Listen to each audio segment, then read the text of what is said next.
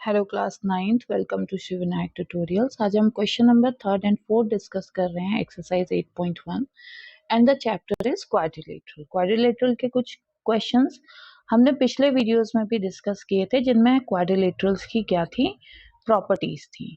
तो आज का जो हमारा क्वेश्चन है उसमें बोला गया है कि diagonal AC of a parallelogram, क्या डायगोनल एसी है पैरेललोग्राम की एबीसीडी बाइसेक्स एंगल ए, ये एंगल ए को बाइसेक्ट कर रही है और आपको ये प्रूफ करना है कि एंगल सी को भी बाइसेक्ट करेगी और एबीसीडी रोम्बस है। एबीसीडी रोम्बस है मतलब AB is equal to BC, AB क्या है, BC के इक्वल है।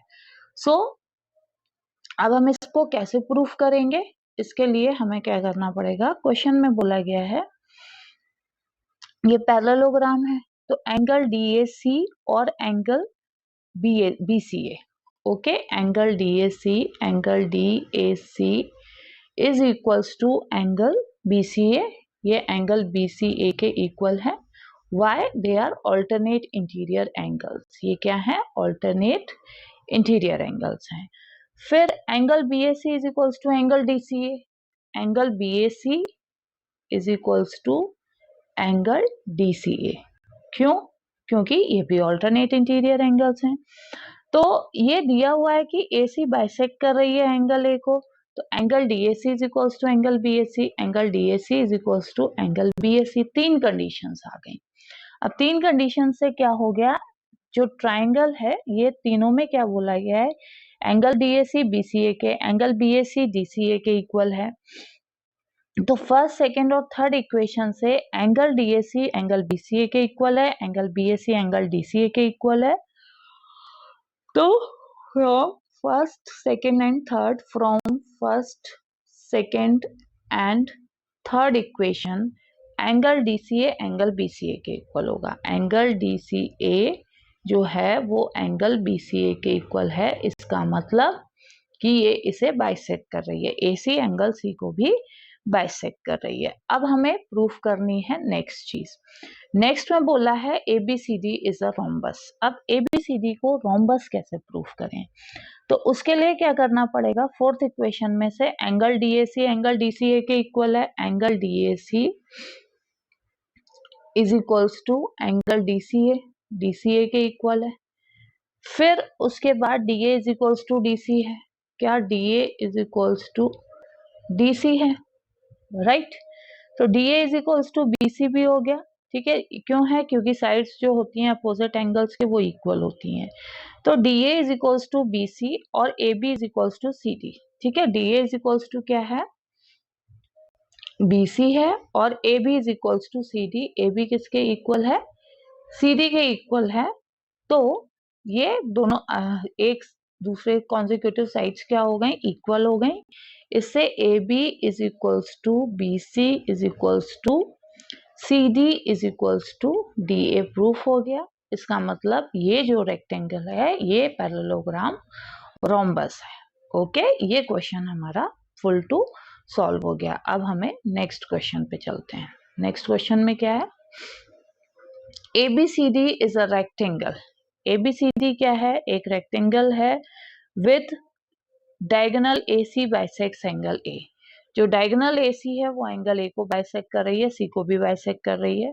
तो प्रूफ करना है ABCD स्क्वायर है और जो डायगोनल BD है वो बाइसेक्ट B को भी और D को भी करेगी। तो इसमें हमें क्या बनाना है, पहले फिगर बनाएंगे लाइक दिस।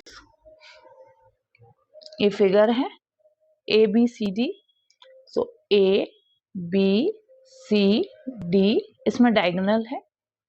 ये AC क्या कर रही है, एंगल A और एंगल C को बाइसेक्ट कर रही है। तो प्रूफ करना है ABCD स्क्वायर है, तो कौन ये अपोजिट साइड्स क्या करेंगे, सारी साइड्स इक्वल और एंगल 90 डिग्री का प्रूफ करेंगे।